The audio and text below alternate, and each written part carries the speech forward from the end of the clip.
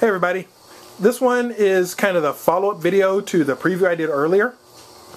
This is Dreadball. What Dreadball is a futuristic sports game put out by Mantic. I'm really liking the universe that it sets in, the Mantic world, where it's kind of that I guess Shadowrun would be probably the closest, where you have mega corporations, you have orcs and elves and robots and all kinds of crazy stuff. Well, what Dreadball is kind of what they do for fun. It's a corporate sporting event kind of thing, almost like football or soccer or any other sports that you have out there. So when you get the game, it comes with a board and some tokens. The board itself is great because it kind of brings in that board game effect so that you can quickly get up and play.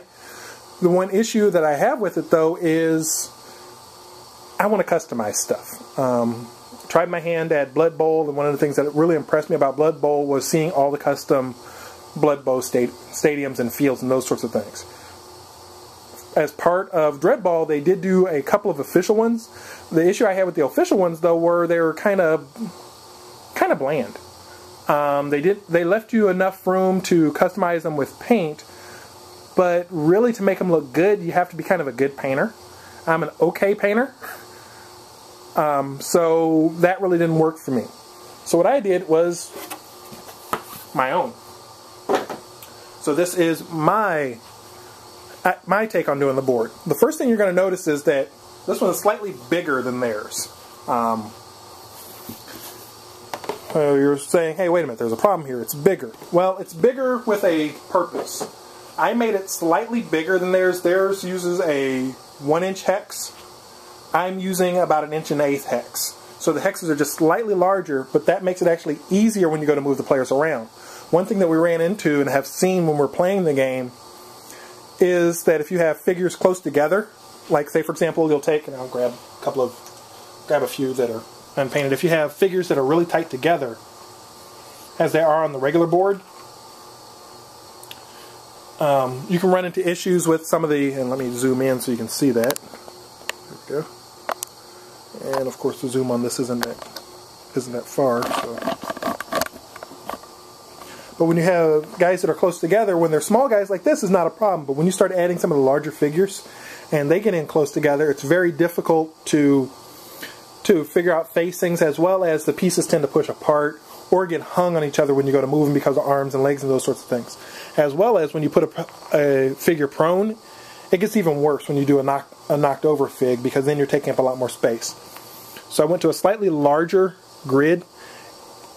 It moves them out, it spaces them out just enough so that you can still see facings and everything else, and it still lines up fine, but it gives you a little more room to play with. That was really kind of the whole idea behind it, was make it a little bit more accessible, a little more playable. As far as the field itself, we'll get those guys out of there. The field itself is fully textured like all the other ones that I've done, or like all the other pieces that I do. Main reason for the texturing is to give it a little bit more character and style. I had originally started to do them as blank sections, so peel this one off of here if I can.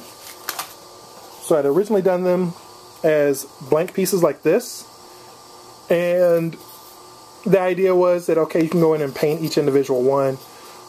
That's kind of tedious and kind of time consuming, and I know myself I wouldn't do that, as well as getting it to look right when you're painting a large flat area is very difficult.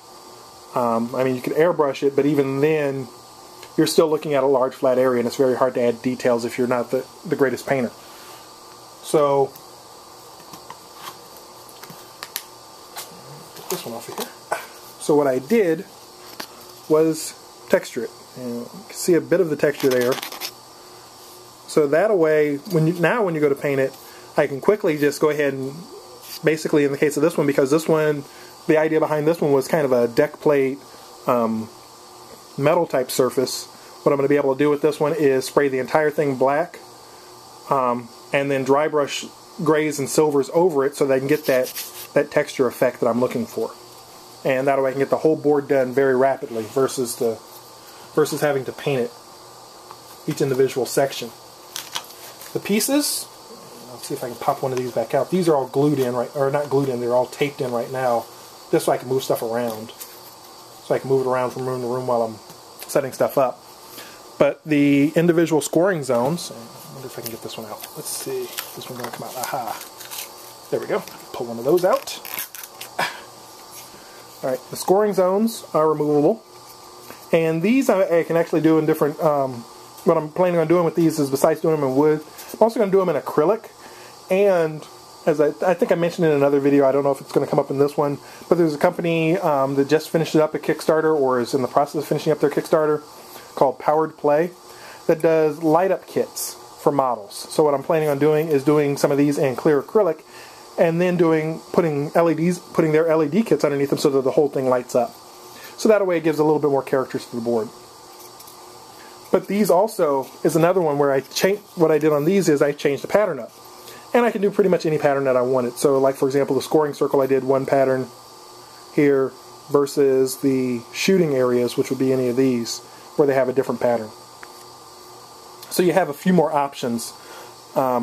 This particular board was designed with deck plates in mind, but I've got a friend who wants me to do a board for the Monroeville Zombies.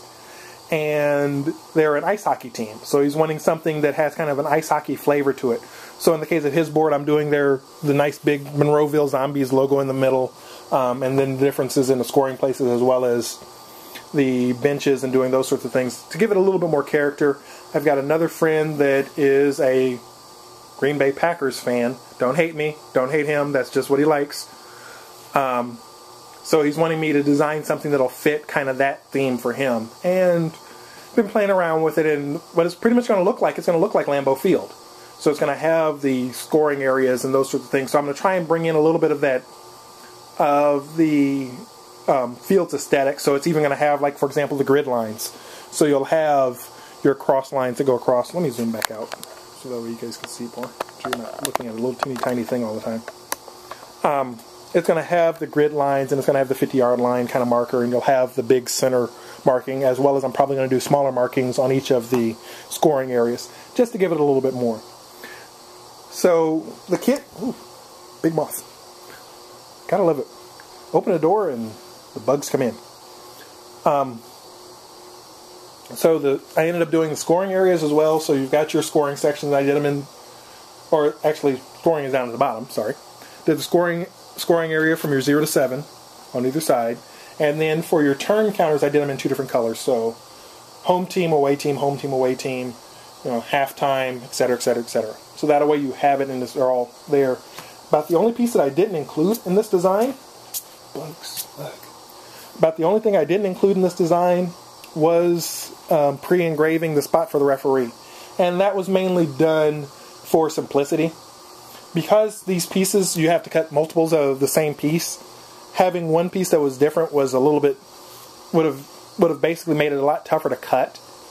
So I didn't mark out what the ref one was. I figured if you're going to be painting it anyway, you can do that one yourself just by painting in the grids. And that way you also, whatever texture is underneath it, you still have that in effect. So you'll have that as an option as well. And of course I couldn't do, I had to add the extra tokens that go with, so I did, there we go, home and away team ones, as well as, your counters. So that way you have kind of everything that you need in one set. But the last thing that I ended up doing, though, was we had a problem of keeping track of the ball. So what I did is I did these. And I'll see if you can see that. You may be able to see that. It's kind of hard to see. What these are replacement bases with, I pre-drilled, or pre-cut I should say, holes for a magnet, and they actually have little arrows telling you which way is front, which way is back on your fig, so you can tell which way he's facing. But I put a magnet in there, then I glued a magnet on the bottom of the ball. So now you don't worry about, when I'm moving my guides around, I don't worry about about losing the ball and having it scatter someplace and never to be found again. So that's kind of just a little option. And these I actually did 2 different shapes of these. I did ones with the magnet and one without, because only certain characters can carry the ball. So this way I can literally do a set of them, and I think they're in like sets of 10, where it's 5 and 5 5 with the magnet, 5 without. So it gives you plenty of them to play with. The hole in these goes all the way through. So it is just a complete opening. But that actually matches up with the bases on the regular figs. So if you wanted to, when you put them up there, you just basically glue them in and they're there. So that's really it on the Dreadball one. This kit is almost done. I'm actually going to be doing another version of it in all acrylic that lights up. But that you'll have to see in another video. Take it easy, guys.